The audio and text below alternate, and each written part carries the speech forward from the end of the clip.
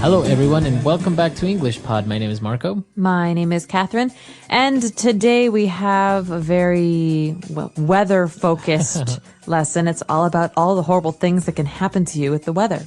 Exactly. So as you know, there are many different types of weather, and not only rain or sunshine, but many other phenomena. So we're going to take a look at some of those. But before we go into it, let's take a look at one word on Vocabulary Preview. Vocabulary Preview.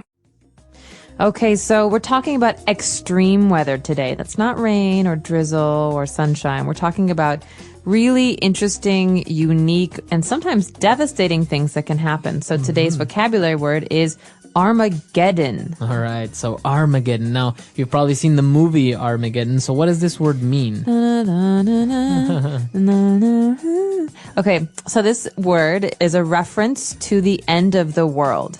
It means the time when the world will end because of a great catastrophe or a great disaster. Okay, so everyone talks about Armageddon. It's mentioned in the Bible. And as you say, it's when the world stops existing. Exactly. So think about that one as we listen to today's dialogue. We will be back in a minute to talk about what's going on. Those are the headlines for today. And now for the International Weather Report with Mike Sanderson. Thank you, Bob. This past week has been the beginning of Armageddon for many, as a series of unprecedented meteorological events occurred around the world. In Switzerland, a major avalanche was reported in the Alps. Fortunately, no one was injured. Due to the extreme cold this winter, a blizzard has struck the U.S. Midwest, causing classes in schools and universities to be temporarily canceled. Moving on to Latin America, Ecuador has suffered a 6-month drought that has not only affected farming, but has also forced the closure of the hydroelectric power plant that provides electricity for the entire country. In Chile, a major earthquake that registered 7.5 on the Richter scale struck the southern region. Losses are reported to be in the billions. Authorities have not yet released an official statement. Not a great week for the world. Any good news? I'm afraid not, Bob. One of the major volcanoes in Mexico has erupted, causing major floods and landslides in the region. Meanwhile, Mexico's coast has been hit by Hurricane Liliana, and officials say that all the seismic activity leads them to believe that a tsunami may hit Central America, affecting Honduras, Guatemala, and Panama. That's all the news we have for today, but stay tuned for updates on the 6 o'clock news. Back to you, Bob. All right, we're back. And, well, this weather report is not really far from the truth. I mean, this kind of stuff happens every day all over the world, right? That's correct. And unfortunately, it's been happening very frequently in the past couple months. We've heard of a lot of earthquakes and volcanoes and things like that. So this is very valuable stuff when you're trying to talk about current events as well. Okay. So why don't we start now analyzing a couple of different words and phrases on language takeaway. Language takeaway. Well, the first vocabulary item we have here is meteorological event. It's a real mouthful. It's a long word. Meteorological. So, for example, meteorological means having to do with the weather, something that's related to the weather. So, a meteorological event could be rain, snow. Okay, so it has to do with meteorology. Meteorology is the study of the weather, and someone who does this is a meteorologist. So usually the weathermen that you see on TV, they're meteorologists. So let's go now to Marco, our resident meteorologist. There we go. Our resident meteorologist. Right, okay. So meteorological events. Now moving on, one of the first events that we're going to look at is an avalanche. Avalanche. An avalanche has to do with snow. This means that when a mountain that has a lot of snow on it, maybe part of that snow breaks off and starts to roll down, you have a wall of snow that comes down. That's an avalanche. That's an avalanche. So you could say, avalanche. And the snow comes down. And it's actually very dangerous because people can get buried under the snow. Yeah, exactly. All right, so another event that has to do with snow is a blizzard. Okay, a blizzard is different from an avalanche because an avalanche, maybe it's not snowing, the snow just falls. But in a blizzard, you're talking about a storm of snow. But it's like a lot of snow coming down from the sky. So much snow that you probably can't see anything. There's just white everywhere. Okay. All right, so that's a blizzard. A lot of snow coming down from the sky. Now, moving on, the opposite of snow and things being wet is we have a drought. Yeah, this is the opposite of wet, actually. So there's no rain in a drought. A drought means that things are very dry. The land is very dry. Okay, so it's a period of time that there's no snow, there's no water, there's no rain, there's nothing. It's very, very dry. We're going through a drought. Correct. And the problem with a drought is very dangerous is because people cannot grow food in a drought. And so lots of people starve when this happens. Okay, so you got to watch out for a drought. Now, in this case, it not only affected farming, but also we have a hydroelectric power plant that can't work, obviously, because there's no water. So hydro means water. Hydroelectric means electricity that is generated by flowing water. And so, for example, a mill, something that turns water on a river, is a way to get power from water. But Right. a hydroelectric project that can give you electricity is maybe like a dam or an electric mill. Right. So usually you have these on rivers and they just take advantage of the flowing of water to turn some huge turbines and generate power. So that's all we have for now. Why don't we listen to the dialogue again? And we'll be back shortly to take a look at some more words. Those are the headlines for today. And now for the International Weather Report with Mike Sanderson. Thank you, Bob. This past week has been the beginning of Armageddon for many, as a series of unprecedented meteorological events occurred around the world. In Switzerland, a major avalanche was reported in the Alps. Fortunately, no one was injured. Due to the extreme cold this winter, a blizzard has struck the U.S. Midwest, causing classes in schools and universities to be temporarily canceled. Moving on to Latin America, Ecuador has suffered a 6-month drought that has not only affected farming, but has also forced the closure of the hydroelectric power plant that provides electricity for the entire country.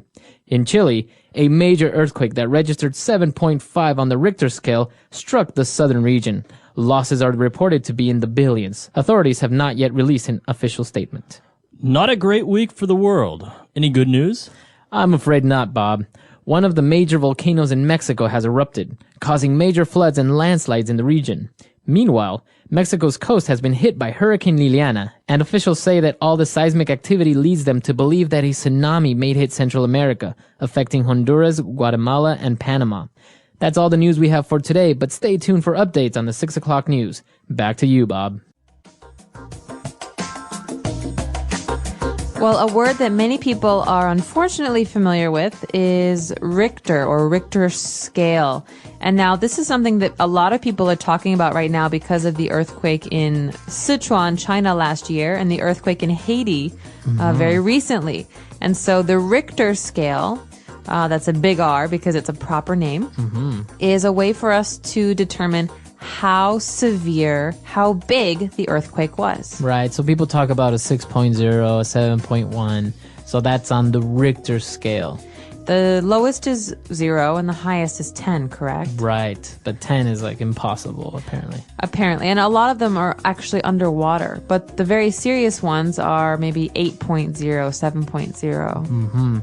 All right, so Richter scale.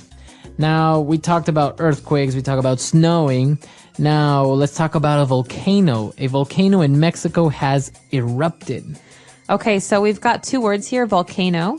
A volcano is a mountain that has an opening in the center where lava from the middle of the earth, the center of the earth, can come out. So it's very dangerous, obviously, because it's very hot. Right. But a volcano doesn't open, it erupts. So the verb here that we use with a volcano is to erupt. Okay, so it doesn't explode, a volcano erupts. That means to open violently, very quickly. Okay, so when this happens, obviously you have a lot of lava, you have maybe snow that melts, and you have floods and landslides. Okay, landslides. A landslide is one word, but it's made up of two words that you probably already know. So land, obviously, it's the ground and the things earth. like that, the earth. But a slide is to move down across the ground. And so a landslide happens when you've got something like lava or water that's pushing all of the earth, all of the ground down, and it's destroying houses and trees and land, and it's very, very destructive. Right. So you usually see this that happens on the side of mountains or on the side of hills where all that land starts to slide down or to go down. And it's very similar to an avalanche, right? But instead of snow falling down, it's land. Mud and land. Mud, yeah. All right. So we have a landslide. And because of all the eruptions and the earthquakes, they said that they have a lot of seismic activity. This word seismic is something that I've heard a lot recently in movies like 2012. Yeah. So seismic means having to do with the movement of the plates under the Earth's crust. So, you know, the Earth is not everything that we see. It's also activity, things happening underneath the ground. Right. And so underneath the ground, we have these big plates, and seismic activity is what happens when these kind of things start to move. Activity is movement. And so seismic activity refers to earthquakes and volcanoes, things that are changing under the ground that will affect us. Okay. So that's seismic activity. It's pronounced seismic, right? Seismic, that's Seismic. correct. Okay. And because of all this activity, people say that they may have a tsunami. Well, this doesn't sound very English, does it? I know, tsunami. And actually, if you see the spelling, it's with a T, T-S. Right, I think it's a Japanese word, but I'm not I positive. think so too.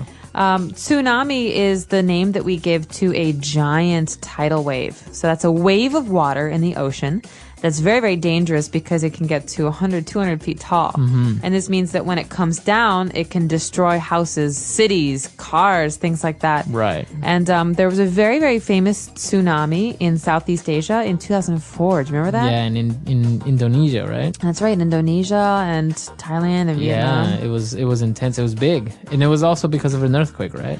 I think so. All these earthquakes, they move the earth around, and then all of a sudden the reaction is that there's water that moves, This and the water huge wave. then turns into a wave. Yeah, just imagine what happens if you have a bucket of water and then you start moving the bucket just a little bit and you see how it just water starts to splat all over the place. That's right. All right, so tsunami was our last word for today. Why don't we listen to our dialogue again, and we'll be back shortly.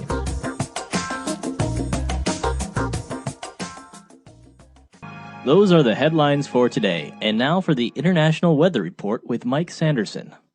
Thank you, Bob. This past week has been the beginning of Armageddon for many, as a series of unprecedented meteorological events occurred around the world. In Switzerland, a major avalanche was reported in the Alps. Fortunately, no one was injured. Due to the extreme cold this winter, a blizzard has struck the U.S. Midwest, causing classes in schools and universities to be temporarily canceled. Moving on to Latin America, Ecuador has suffered a 6-month drought that has not only affected farming, but has also forced the closure of the hydroelectric power plant that provides electricity for the entire country. In Chile, a major earthquake that registered 7.5 on the Richter scale struck the southern region. Losses are reported to be in the billions. Authorities have not yet released an official statement. Not a great week for the world. Any good news? I'm afraid not, Bob. One of the major volcanoes in Mexico has erupted, causing major floods and landslides in the region. Meanwhile, Mexico's coast has been hit by Hurricane Liliana, and officials say that all the seismic activity leads them to believe that a tsunami may hit Central America, affecting Honduras, Guatemala, and Panama. That's all the news we have for today, but stay tuned for updates on the 6 o'clock news. Back to you, Bob.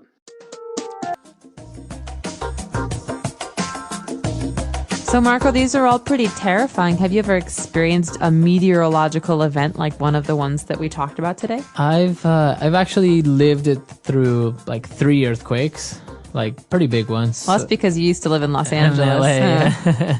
So we get them all the time in LA. Apart from that, I've seen a volcano erupt a couple of times because, you know, Ecuador is part of the volcano alley, right? It's all the Andes mountains, and it's part of the circle of fire, what they call. So we have a couple of different active volcanoes, and from time to time they will start to smoke or to spew some lava, but nothing major. Like, there hasn't been a major catastrophe with the volcanoes hopefully it won't either. Well, and these days they have a lot of equipment, seismic equipment and meteorological equipment that can help meteorologists to determine when things will happen, like when a volcano will erupt or if there will be an earthquake, because they can study the tremors in the ground. Right. Yeah, and I think probably the most famous volcano is, I think it was in Italy, right? Mount Vesuvius. That's right. So you've got Mount Vesuvius in Naples, which famously destroyed a number of cities in this ancient civilization and ancient What is a major Roman times. eruption? It was, and what's amazing is that they still have a lot of the buildings Underground, under right? the ash. Wow. Because when all the ash settled, it preserved the bodies like a mummy. That's and so you crazy. can see the bodies and the things that they, their jewelry and their money, and it's fascinating because it's this horrible, horrible natural disaster actually helped us in the future learn about this old civilization. Yeah, it's crazy. Actually, in Ecuador, you can see a huge hole that has like a lake in the middle, and you're like, oh wow, that's beautiful. But that's actually caused because the entire mountain just kind of blew the top off, like the cone, because of this major eruption. So you can just imagine Wow. how powerful these eruptions are. I can just imagine what it would have been like Mount Vesuvius. But anyway, on a brighter note, if you have any questions, any comments, or any stories of your own, maybe you've lived through a typhoon, a hurricane, or tornado, you can come to our website, englishpod.com. We hope to see you there. All right. Bye, guys. Bye.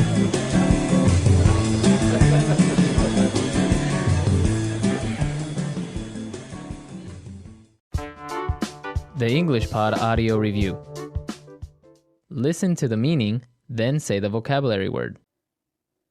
Great snow. Blizzard. A prolonged period of scanty rainfall. Drought.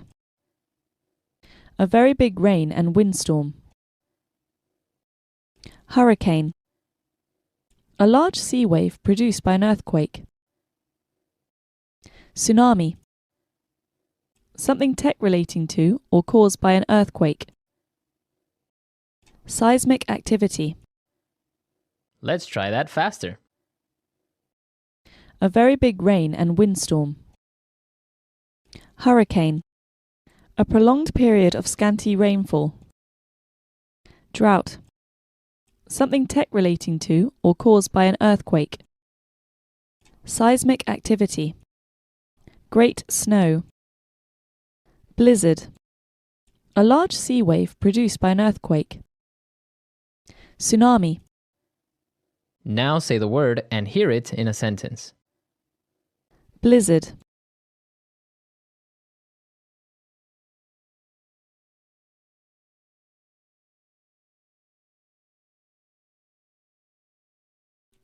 With the blizzard came strong gusts of wind, freezing temperatures, and near zero visibility because of all the blowing snow. Blizzard.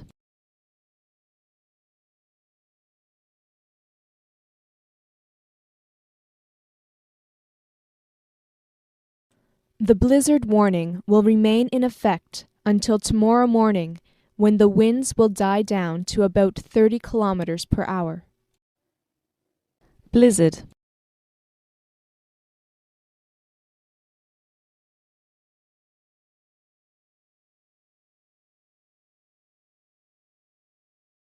If you really need to venture out into that blizzard with your car, you are going to have to go at a crawl because of the near whiteout conditions and the danger of drifting. Drought.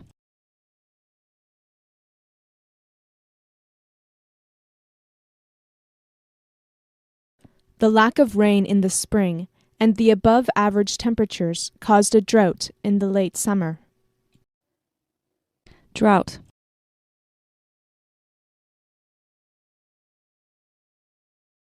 We have to start conserving water because of the drought. Drought.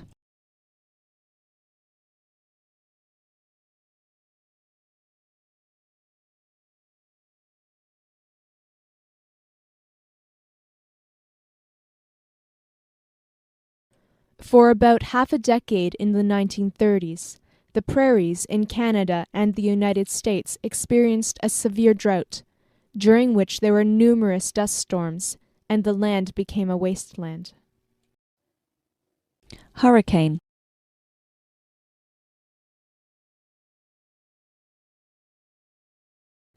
Several mudslides occurred in this region shortly after the hurricane passed through. Hurricane.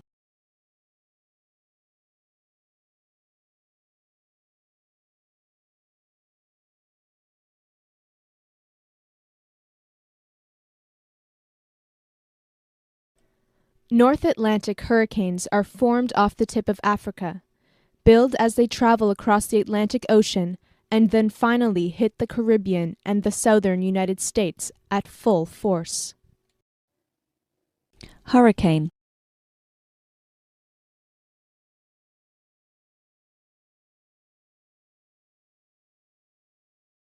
The weather became very calm all of a sudden, and we knew that the eye of the hurricane was passing over us. Seismic activity.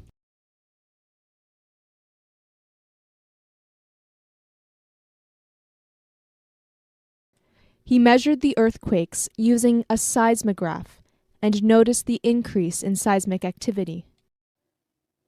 Seismic activity.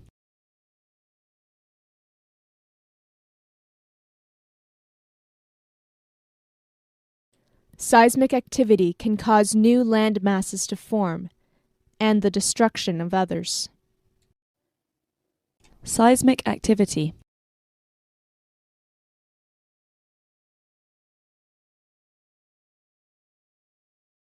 The seismic activity caused earthquakes, volcanic eruptions, and multiple tsunamis. Tsunami.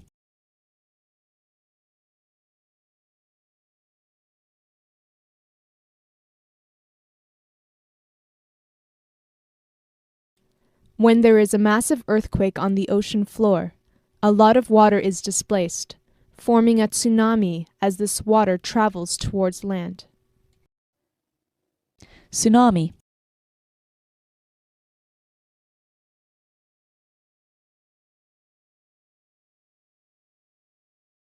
The Indian Ocean tsunami in 2004 was caused by one of the largest earthquakes ever recorded. Tsunami.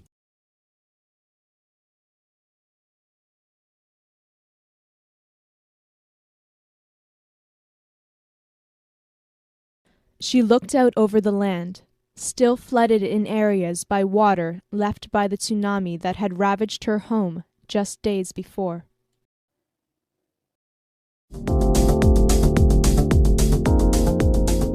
Hello, everyone. Welcome back to English Pod. My name is Marco. And I'm Erica. And today we're going to be going to one of the least favorite places of many, many people.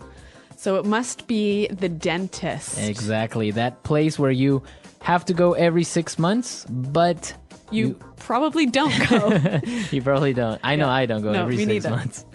So yeah, we're going to be going to the dentist. And of course, we're going to be looking at a lot of great vocabulary related to teeth and all that crazy stuff dentists do. Yes, and we'll also learn some really interesting phrases.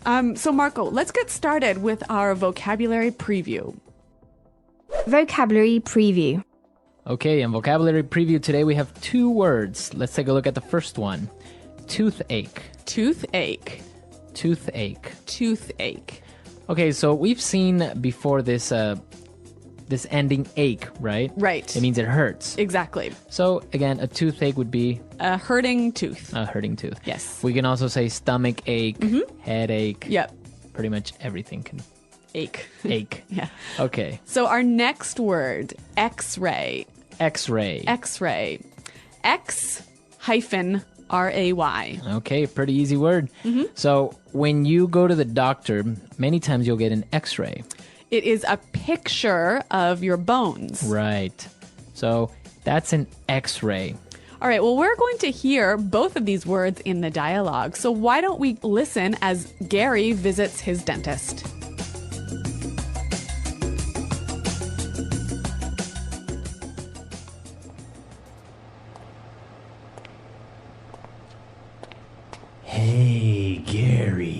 Great to see you again. Please, have a seat. So, tell me what seems to be the problem. Thanks, Doc. I've got a really bad toothache. I can't eat anything, and look, my face is all swollen. I think it might be my wisdom teeth. Well, let's have a look. Open wide.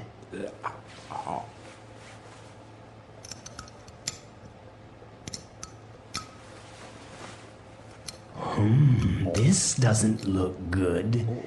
Well, it looks like you have a cavity and your crown is loose.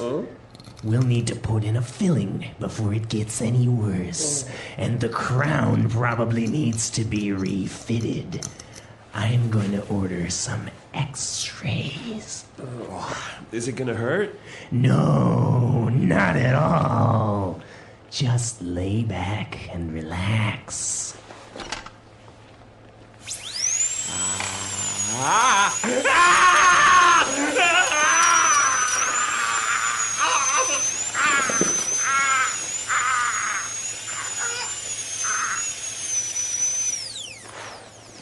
Okay, spit.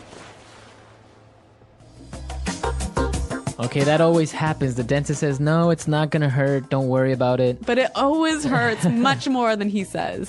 Exactly. So in this dialogue, we saw some interesting words when the dentist was describing what problems Gary had. Yes. So why don't we look at those now in Language Takeaway? Language takeaway. All right, let's take a look at our first word. So Gary said that his face was all swollen. Swollen. Swollen. Swollen. So swollen is an adjective, right, Marco? Right. So his face is or was swollen. It was bigger. Yeah, his face was bigger than normal. Yes. Often when you hurt yourself, that part of your body becomes swollen. Swollen, right. So you have to put some ice on it usually, and then the swelling will go down. And that's the noun, the swelling. Right. The swelling. And, well, the verb to swell. All right, 3 words for the price of 1. So let's listen to some examples of how we would use the swelling, swollen, and to swell. Example 1. My nose is swollen. It's the size of a football. Example 2. Put some ice on your foot and the swelling will go down. Example 3. I got bitten by a spider and my hand is swelling up. All right, so Gary's face was swollen and he thought that it was his wisdom teeth. Wisdom teeth. Wisdom teeth. Okay, so this is interesting. Wisdom is like wise. Yeah, knowledge. Knowledge. Yeah. So these teeth, they're not knowledgeable, but they're called wisdom teeth. They're the teeth that grow last in your mouth, right? Right, they are the last teeth at the very end of your mouth. Yes, and usually you get them when you're about 20. And since they come out at this age, sometimes they interfere or they hurt a little bit, so you have to get them taken out. Yes. All right, wisdom teeth.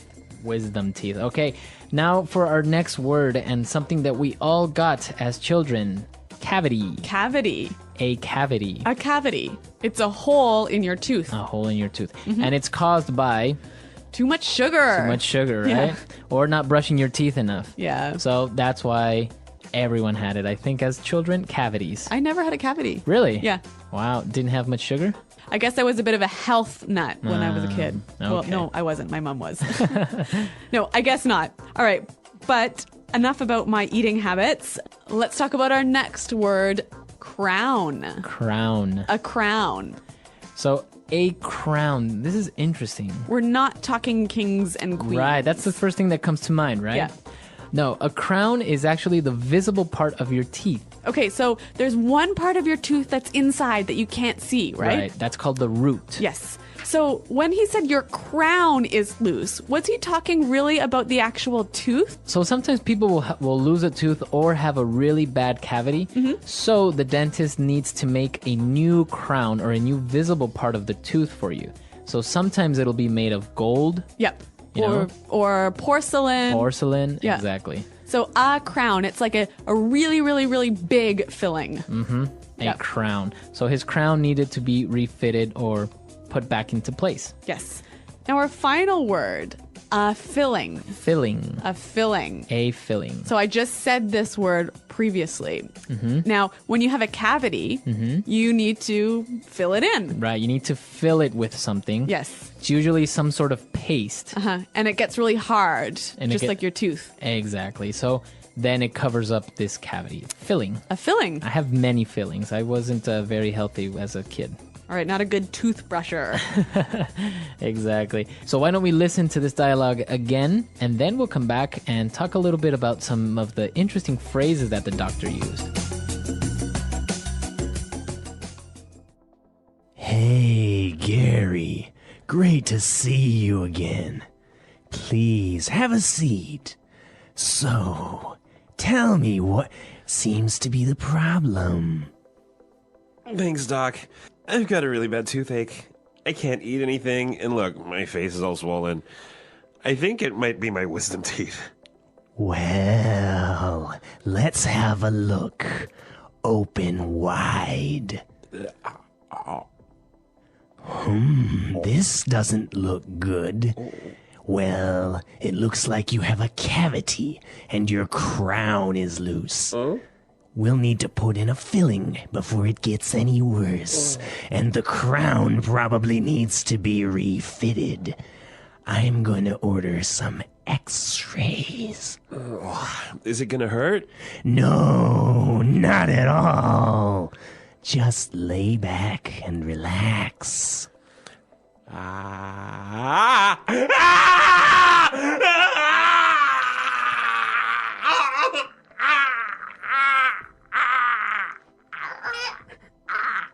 Okay, spit.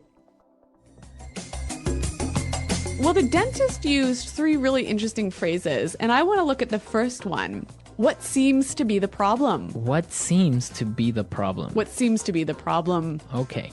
Very easy little sentence to ask somebody what's wrong. Exactly. Right. And I mean, these are small, easy words, but when you put them together, they sound really natural and really fluent. So if you ask somebody what seems to be the problem, it's very polite. Yep. And it's a very good way of asking what's wrong. Yes. All right. Our next phrase, also made up of simple words. Let's have a look. Let's have a look. Let's have a look. So this is a phrase that maybe your mechanic or your dentist or your doctor will say. Or anyone. Right. Let's Yeah. have a look. Let's look at it and see what the problem is. Okay. Let's have a look. Okay, and our final phrase. It doesn't look good. It doesn't look good. It doesn't look good. So I can use this phrase for an object, right? Yeah. Like, this house doesn't look good. Yes, but here it's used a little bit differently. So why don't we listen to some examples to help us understand the meaning? Example 1. John told me it doesn't look good for me. I probably won't get the job. Example 2. It doesn't look good for Michael Jackson. He's in a lot of debt. Example 3. You know, the economy doesn't look very good.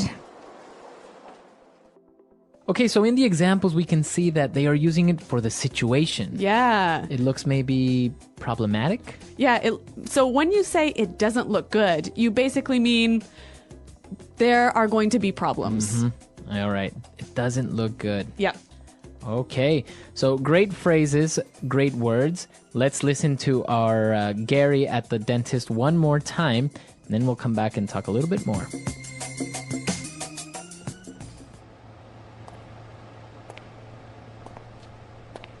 Hey, Gary. Great to see you again. Please have a seat. So, tell me what seems to be the problem. Thanks, Doc. I've got a really bad toothache. I can't eat anything, and look, my face is all swollen. I think it might be my wisdom teeth. Well, let's have a look. Open wide.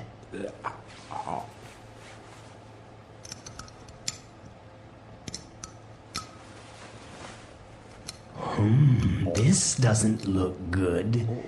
Well, it looks like you have a cavity and your crown is loose. We'll need to put in a filling before it gets any worse, and the crown probably needs to be refitted. I'm going to order some x-rays. Is it gonna hurt? No, not at all. Just lay back and relax.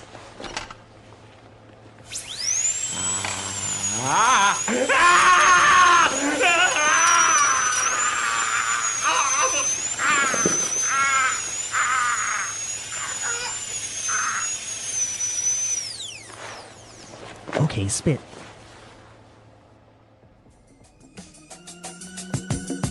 Well, Marco, speaking of dentists, have you ever had an experience like this where you've spat out a tooth at the dentist? Well, nothing so serious as this, but actually, recently when I was in Cambodia... Oh, right, you called us from Cambodia. Yeah. Well, our taxi driver offered us to have some local food. Mm-hmm. And he said, well, we're going to have dog. So that was interesting. Actually, it wasn't that bad. It was pretty good. But, you know, if you get around the fact that it's a dog. So what does this have to do with your teeth? I was eating it and I bit a bone that was hidden. Okay. And I chipped my tooth. So you broke part of your tooth? Yeah, like half of it, which I had already chipped before. So I had to go to the dentist. And so the dentist created a new crown with, not with gold or porcelain, actually with a paste. Oh. And then it becomes hard and it looks normal. It doesn't even look like I have a fake crown, so to say. But dentists can be really expensive. So how much did this cost? Well, this was for the bargain price of $10. $10? $10. That's how much Nice. it cost. So we should all go to Cambodia for dentistry. Yeah, because actually it was pretty good. He looked really young, though. I was kind of scared because when he walked in, he looked like he was 19. But I asked him his age, and he was like 30. Okay, well, you're very trusting. Dentists and oral health. A dentist is a healthcare professional who specializes in diagnosing, preventing, and treating problems related to the teeth, gums, and mouth. They help people maintain good oral hygiene and prevent serious health conditions that can result from poor dental care. Regular visits to the dentist are important for overall well-being, as oral health is closely connected to general health. Some of the key reasons why dentists are important. Dentists play a crucial role in keeping people's mouths healthy. Without proper dental care, many problems can arise, such as cavities, gum disease, and even infections that affect the rest of the body. Some key reasons why dentists are important include preventing tooth decay. Dentists help protect teeth from cavities by providing professional cleanings, fluoride treatments, and advice on proper oral hygiene. Treating gum disease. Gum disease can lead to tooth loss if untreated. Dentists check for early signs of gum problems and provide treatments to keep gums healthy. Fixing broken or damaged teeth. Accidents or decay can cause teeth to break. Dentists repair or replace damaged teeth to restore function and appearance. Improving smiles. Cosmetic dentistry, such as teeth whitening and braces, helps people feel confident about their smiles. Checking for serious conditions. Dentists examine the mouth for signs of oral cancer, infections, or other health problems that could become serious if left untreated. What happens during a visit to the dentist? Many people feel nervous before visiting a dentist, but understanding the process can help reduce anxiety. A regular dental checkup usually includes the following steps. Examination. The dentist checks the teeth, gums, and mouth for signs of decay, gum disease, or other issues. X-rays. If needed, the dentist takes X-ray images to look for hidden cavities, infections, or problems with the jawbone. Cleaning. A dental hygienist removes plaque and tartar from the teeth to prevent cavities and gum disease. Fluoride treatment. Some dentists apply fluoride to strengthen teeth and prevent decay. Advice on oral hygiene. The dentist gives recommendations on brushing, flossing, and diet to keep teeth healthy. Regular dental visits help detect problems early and prevent serious issues. Most checkups are painless, and modern dentistry ensures that treatments are as comfortable as possible. Common dental problems. Dental issues are common, but with proper care. Many of them can be prevented or treated early. Some of the most frequent dental problems include cavities, tooth decay, caused by bacteria that produce acids.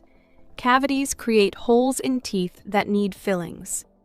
Gum disease, gingivitis, and periodontitis. Inflammation of the gums can lead to bleeding, swelling, and even tooth loss if untreated. Tooth sensitivity. Some people experience pain when eating hot, cold, or sweet foods due to worn-down enamel or exposed nerves. Bad breath, halitosis, poor oral hygiene, infections, or diet can cause persistent bad breath. Wisdom teeth problems. Some people experience pain or infections when their wisdom teeth do not grow properly. Crooked or misaligned teeth. Many people require braces or aligners to straighten their teeth for better function and appearance. How to take care of teeth. Maintaining good oral hygiene is essential for preventing dental problems. Here are some key ways to keep teeth and gums healthy. Brushing twice a day. Use a fluoride toothpaste and a soft bristle toothbrush to clean teeth thoroughly. Flossing daily. Flossing removes food and plaque from between the teeth, preventing cavities and gum disease. Eating a healthy diet. Avoid sugary foods and drinks, and eat foods rich in calcium, such as dairy products, leafy greens, and nuts. Drinking water. Water helps rinse away food particles and keeps the mouth hydrated. Avoiding smoking and alcohol. Smoking and excessive alcohol consumption can lead to gum disease, bad breath, and oral cancer. Visiting the dentist regularly. Checkups every 6 months help catch problems early and keep teeth in the best condition. Types of dentists. Not all dentists perform the same treatments. Some specialize in specific areas of dental care. Different types of dentists include general dentists. These are the most common dentists who provide cleanings, fillings, and preventive care. Pediatric dentists. Specializing in children's dental care, they help kids develop good oral hygiene habits. Orthodontists. They fix misaligned teeth and jaws using braces or clear aligners. Periodontists. Experts in treating gum disease and other conditions affecting the gums and bones supporting teeth. Endodontists. They specialize in treating the inside of the tooth, such as root canals. Prosthodontists. They restore and replace missing teeth with dentures, bridges, or implants. Oral surgeons. They perform surgeries such as wisdom tooth removal, jaw correction, and treating facial injuries. Dental tools and equipment. Dentists use various tools to examine, clean, and treat teeth. Some of the most common dental tools include mirror.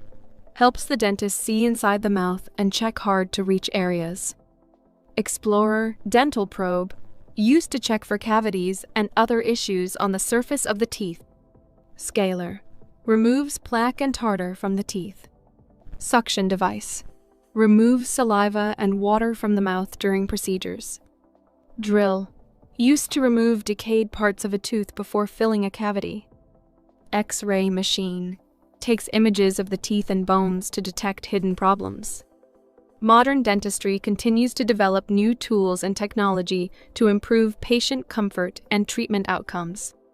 The future of dentistry. Dentistry is constantly evolving, with new advancements making treatments faster, safer, and less painful. Some future trends in dentistry include laser dentistry. Lasers are being used for treatments like cavity removal and gum disease treatment, reducing the need for drills. 3D printing. Dentists are now able to create custom dental crowns, bridges, and dentures quickly using 3D printing. Teeth whitening innovations. Safer and more effective whitening treatments are being developed for at-home and professional use. Artificial intelligence, AI, in dentistry. AI helps dentists diagnose problems more accurately and recommend the best treatments. Regenerative dentistry. Scientists are researching ways to regrow damaged tooth enamel or even create bioengineered teeth. Why people fear the dentist. Many people experience anxiety about visiting the dentist. Some common reasons for dental fear include fear of pain. Some people worry that dental treatments will hurt, but modern techniques and anesthesia make most procedures painless. Previous bad experiences. A painful experience in the past can make someone afraid to return to the dentist. Needles and drills. The sight or sound of dental tools can cause anxiety in some people. Loss of control. Lying in a chair while someone works on your teeth can make people feel uncomfortable. To overcome dental fear, patients can talk to their dentist. Dentists can explain the procedure and help patients feel at ease. Use relaxation techniques. Deep breathing and calming music can help reduce anxiety. Choose a gentle dentist. Some dentists specialize in treating nervous patients and can provide a more comfortable experience. Conclusion. Dentists play an essential role in maintaining oral health and preventing serious dental problems. Regular dental checkups, proper oral hygiene, and a healthy diet are crucial for strong teeth and gums. While some people fear going to the dentist, modern advancements have made treatments more comfortable and effective than ever before. By understanding the importance of dental care and making regular visits to the dentist, people can enjoy a healthy smile for life. The English Pod Audio Review. Listen to the meaning, then say the vocabulary word. Sit down. Seat. Tooth pain. Toothache. Some parts are bigger than others due to a certain disease. Swollen. One of the 4 large teeth at the back of the mouth, which grows only in one's adulthood. Wisdom tooth. Take a glance. Have a look. A hole in a tooth. Cavity. The part of the tooth which can be seen. Crown. Something that fills a hole in a tooth. Filling. A medical examination that takes a picture of your bones. X-rays. To use a thin thread or string to clean between your teeth. Floss. A liquid that is used to clean your mouth and teeth and make your breath smell better. Mouthwash. A disease in which the gums become red, swollen, and sore. Gingivitis. A thin coating that forms on the teeth and contains bacteria. Plaque. Used to describe when someone has very bad breath. Dog breath. Let's try that faster. Sit down. Seat. Take a glance. Have a look. The part of the tooth which can be seen. Crown. A thin coating that forms on the teeth and contains bacteria. Plaque. Something that fills a hole in a tooth. Filling. A liquid that is used to clean your mouth and teeth and make your breath smell better. Mouthwash. A disease in which the gums become red, swollen, and sore. Gingivitis. one of the 4 large teeth at the back of the mouth, which grows only in one's adulthood. Wisdom tooth. Used to describe when someone has very bad breath. Dog breath. Some parts are bigger than others due to a certain disease. Swollen. To use a thin thread or string to clean between your teeth. Floss. A hole in a tooth. Cavity. Tooth pain. Toothache. A medical examination that takes a picture of your bones. X-rays. Now say the word and hear it in a sentence.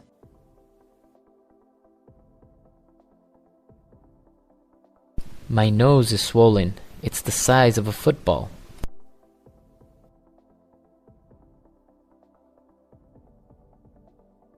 Put some ice on your foot and the swelling will go down.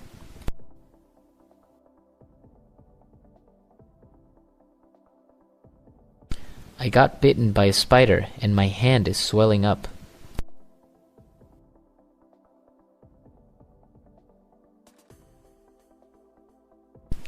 John told me that it doesn't look good for me. I probably won't get the job.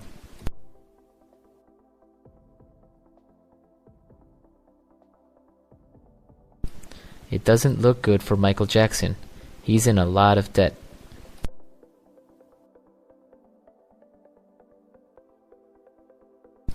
You know, the economy doesn't look very good.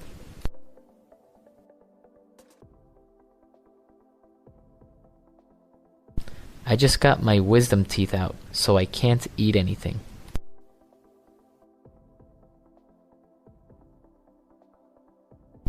You're going to have to get your wisdom teeth pulled.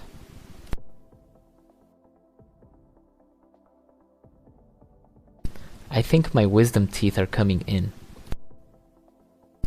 Cavity.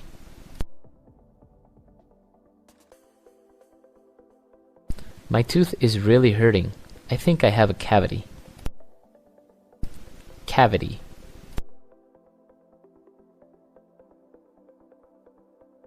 If you don't brush your teeth, you'll get cavities. Cavity.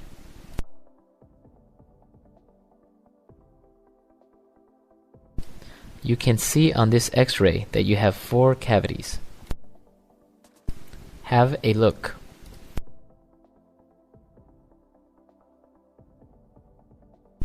So you're having car trouble. Let's have a look at the engine. Have a look.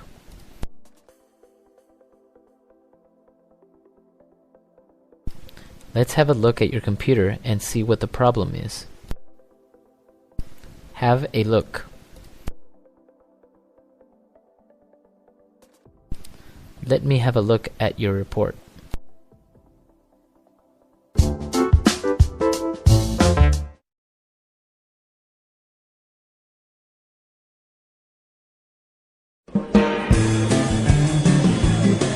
Hello everyone and welcome back to English Pod. My name is Marco. My name is Catherine, and today we're talking about something that has always been very confusing for me.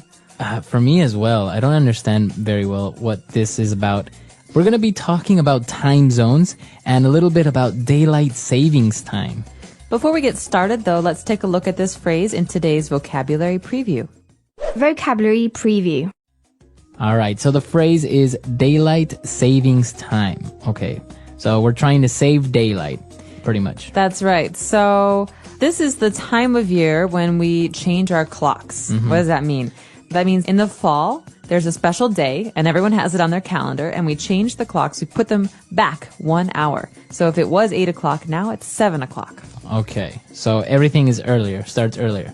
Yes. And that's basically to take advantage of the daylight, right? That's why it's called daylight savings time. Exactly. And so that's for the winter. And then when the winter is past, we change the clocks again. We have the spring daylight savings where we change our clocks ahead. Okay. So it sounds kind of complicated. Many countries don't have daylight savings time. They don't change their clocks at all. But we're going to be talking about this in a little bit more, so why don't we listen to our dialogue for the first time.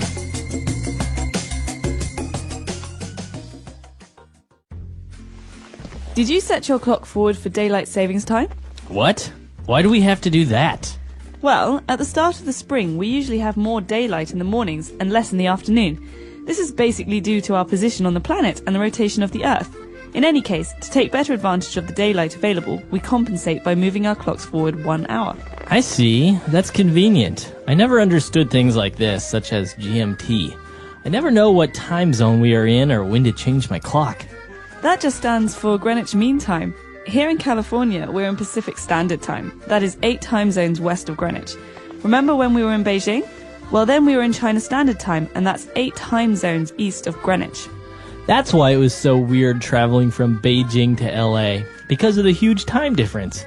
Even though we left Beijing at noon and flew for more than 8 hours, we still arrived in LA the same day at noon. It's like we went back in time. All right, we're back. So that was a pretty clear explanation of why we do these things, but maybe there were a couple of words that you didn't understand, so let's take a look at those now in Language Takeaway. Language takeaway. Well, Marco, what you were hinting at before, this idea that we have shorter days in the winter and longer days in the summer, has to do with the rotation of the Earth. And so the rotation of the Earth is our first phrase. Okay, so the Earth rotates. What does that mean if it rotates? Means to spin around, but not just to spin around anywhere. It means that if you draw a line through the middle of something, it never leaves that line. It just kind of turns. Okay, so it's spinning. Like the wheels on a car. They rotate. That means they go around, but they are fixed to the car. Right. So this is one of the reasons why we need to compensate our clocks, because of the rotation of the Earth. And that's our next word, to compensate. This is a verb, to compensate. And it's often used with money, but it can be used with time as well, time or sunlight. So with money, you'd say, I paid him $100, but I owed him $150, so I'm going to compensate him for the extra $50. Okay. Means I'm going to fix it. Okay, so to compensate would be the verb, and compensation would be the noun. Now, in this case, we're talking about time, so how can we compensate time? Well, that means that if we have lost an hour because we changed the clocks, we have to compensate. We have to try and gain that hour back. And so that's why in the spring, after the days start to get longer and longer, we have to compensate for that by changing the clocks again. Okay, so we're compensating time. Now, related to daylight savings and this whole time thing is time zones. We have time zones all over the Earth, and you've probably noticed this if you've traveled. You have to change your clocks, or many times you see in hotels what time it is in London, in Hong Kong, in Berlin, etc. And this makes a lot of sense because, like we said, the Earth is rotating. And so if it's daylight in Moscow and it's nighttime in New York, obviously it's not the same time. Right. So to compensate for this difference, we have different time zones. And each time zone is pretty much an hour or so, and half an hour different from the next one. Right. So most countries actually have different time zones throughout their country, unless they're small that they don't really need to compensate any change. Or, for example, China, just to unify everything. It's a big country, but they have one time zone. It's China Standard Time. Exactly. But in the United States, we have 4 time zones. Right. All right. So that's time zone. And now related to time zone is time difference. Okay. Well, think about math here. Difference is a word that we use in math. And a time difference is the amount of time. That means how many hours there are between one time zone and another time zone. So, for example, Beijing and New York City. These are very, very far away from each other. If it's day in New York, it's night in Beijing. So that means if it's 7 in the morning in Beijing, it's probably around 7 at night in New York. So the time difference would be more or less 12 hours. Exactly. Wow. But when it's daylight savings time, it's 13. So be careful. Right. Okay. I think that's pretty clear. I think we should go back and listen to our dialogue again, and we'll be back soon with Fluency Builder. Did you set your clock forward for daylight savings time? What? Why do we have to do that? Well, at the start of the spring, we usually have more daylight in the mornings and less in the afternoon. This is basically due to our position on the planet and the rotation of the Earth. In any case, to take better advantage of the daylight available, we compensate by moving our clocks forward 1 hour. I see. That's convenient. I never understood things like this, such as GMT. I never know what time zone we are in or when to change my clock. That just stands for Greenwich Mean Time. Here in California, we're in Pacific Standard Time. That is 8 time zones west of Greenwich. Remember when we were in Beijing? Well, then we were in China Standard Time, and that's 8 time zones east of Greenwich. That's why it was so weird traveling from Beijing to LA, because of the huge time difference. Even though we left Beijing at noon and flew for more than 8 hours, we still arrived in LA the same day at noon. It's like we went back in time. All right, we're back. So now let's take a look at 3 key phrases in Fluency Builder. Fluency Builder. Oh, let's go back to the beginning of this dialogue. The person who's explaining all of these interesting things is saying that, well, in any case, to take better advantage of the daylight available, we compensate by moving our clocks forward 1 hour. So this is an important phrase. You could say to take better advantage of or to take advantage of. Let's talk about this. To All right. take advantage of something. So to take advantage of something is to use it efficiently, right? Or to take better advantage. So for example, if you drive to work every day and your neighbor drives to work every day and you work at the same place, you could take better advantage of your car and the cost by sharing the same car to work. Exactly. Or when people started to use computers, you could say, well, they were taking better advantage of their time by speeding things up, by making things faster with the computers. Right. Or many mothers say, take better advantage of your time and read something instead of playing those video games. Exactly. So it means, it means, like you said, to be more efficient, to do useful or important things. That's right. And now when we talked about what daylight savings time means or GMT, what that stands for, this is an interesting phrase. It stands for. Well, think about it as a picture. So if something stands for something else, that means the original thing, it's not there anymore. And so in words and phrases like GMT, GMT doesn't mean anything by itself, but the G stands for something, the M it's an acronym. Okay. So this is an acronym that stands for, that represents 3 big long words. Okay. Greenwich Mean Time. Right. So we use this a lot when we are defining words or when we are defining an acronym. Like GMT stands for Greenwich Mean Time, or for example, USA stands for United States of America. Or we can even say someone's name stands for something. So, Marco, what does the M in your last name stand for? So you're Marco M. What does the M stand for? Right. And then I would say, well, it stands for Mejia. Your last name. Right. So you can use this when you see things that you don't understand, maybe an acronym or an abbreviation. Like, does Kathy stand for Catherine? Yes, Kathy stands for Catherine. It's a short version of Catherine. Cool. All right. And, well, now talking a little bit more about time, you've maybe seen the movie Back to the Future, and this is what it's all about, to go back in time. To go back in time. So we went back in time. This is what the person says about the flight from Beijing to LA. What's interesting is that to go back in time is kind of a fixed phrase. We always say it like this. So we could say, if you went back in time, where would you go? What time? What place? Right. So to go back in time, you usually use it like this. Now, what if I wanted to say to go into the future? Could you say go forward in time? You could go forward in time, or you could go into the future. Right, go into the future. So remember, if you want to talk about going back in time, is usually traveling to the past. Exactly. All right, so that's all the phrases we have. Why don't we listen to the dialogue for the very last time?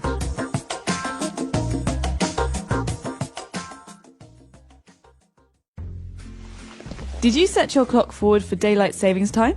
What? Why do we have to do that? Well, at the start of the spring, we usually have more daylight in the mornings and less in the afternoon. This is basically due to our position on the planet and the rotation of the Earth. In any case, to take better advantage of the daylight available, we compensate by moving our clocks forward 1 hour. I see. That's convenient. I never understood things like this, such as GMT. I never know what time zone we are in or when to change my clock.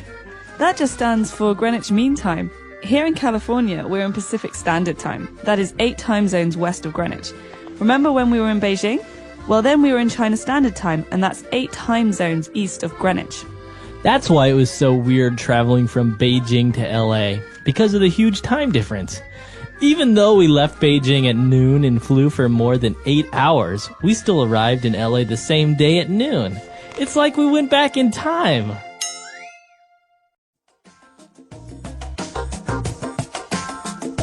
All right, we're back, and now this is actually something that really does happen, right? If you take off in an airplane from Beijing, you fly for a certain amount of hours and you reach California, and it's still the same time. You reach it in the same day. It's very strange. The same thing happens to me when I go home. So I leave Shanghai and I arrive in Chicago, and I arrive at the exact same time I left on the same day.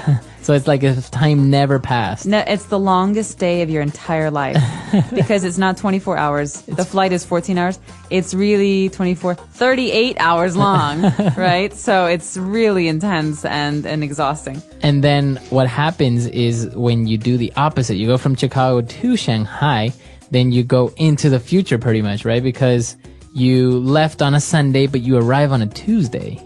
Or in my case, yeah, you leave on a Sunday and you'd arrive on a Monday. And you lose half a day of your life. Right.